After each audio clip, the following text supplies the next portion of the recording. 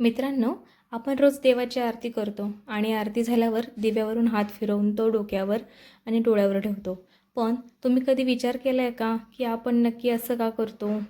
यामागे फक्त श्रद्धा आहे की एखादं मोठं वैज्ञानिक आणि आध्यात्मिक कारण लपलं आहे?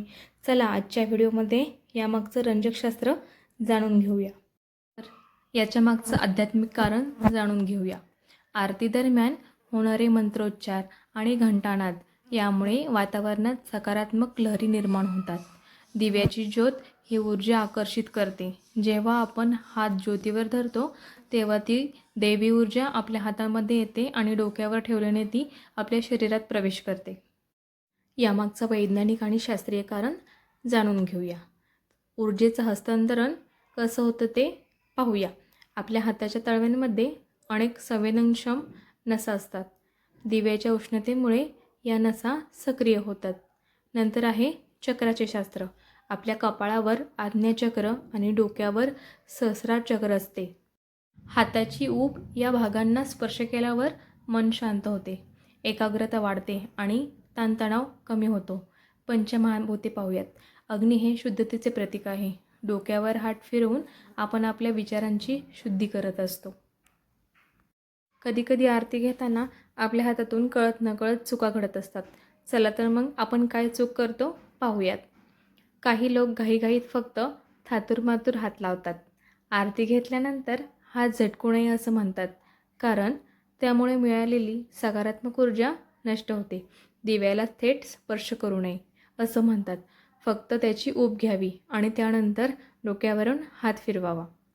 नंतर पाहूया उष्णता आणि आरोग्याचा संबंध. आरतीच्या दिव्याची उष्णता केवळ आध्यात्मिक नाही तर आरोग्यासाठीही फायदेशीर असते.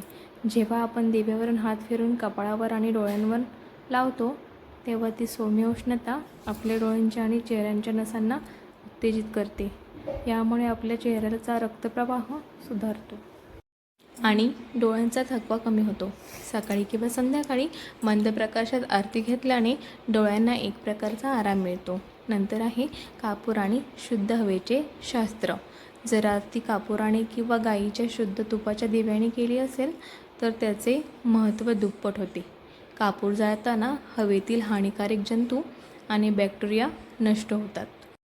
जेव्हा आपण आरती घेतो तेव्हा कापुराचा सुगंध आणि वाफ आपल्या श्वासावाटे शरीरात जाते. यामुळे फुफ्फुसे शुद्ध होतात आणि सर्दी खोकल्यासारख्या त्रासांपासून आराम मिळतो. हा एक प्रकारचा नैसर्गिक सुगंध उपचार म्हणजेच अरोमाथेरपी आहे. नंतर आहे 5 बोटांचे शास्त्र आणि मुद्रा विज्ञान. आरती घेताना आपण हाताचे तळवे दिव्यावर धरतो. आपल्या हाताची 5 बोटे ही निसर्गाच्या पंचमहाभूताचे प्रतीक आहे. यामुळे आपल्याला काय फायदा होतो? दिव्याच्या संपर्कात आल्यावर या बोटांमधील चुंबकीय ऊर्जा सक्रिय होते. जेव्हा आपण हे हात डोक्यावर ठेवतो तेव्हा आपल्या शरीरातील 5ही तत्वांमध्ये संतुलन निर्माण होते. कृतज्ञता आणि शरणागतीची भावना. मानसशास्त्रीय दृष्टिकोनातून आरती झाल्यावर डोक्यावर हात ठेवणे म्हणजे देवाप्रती कृतज्ञता व्यक्त करणे. माझ्याकडे जे काही आहे ते तुझेच आहे या भावनेने जेव्हा माणूस नतमस्तक होतो तेव्हा त्याचा मानसिक ताण कमी होतो. यामुळे मनात नम्रता निर्माण होते, जी माणसाच्या वैयक्तिक प्रगतीसाठी खूप महत्त्वाची आहे. तर मित्रांनो, आपल्या सणांमागे आणि परंपरांमागे एवढं सुंदर शास्त्र दडलेलं असतं.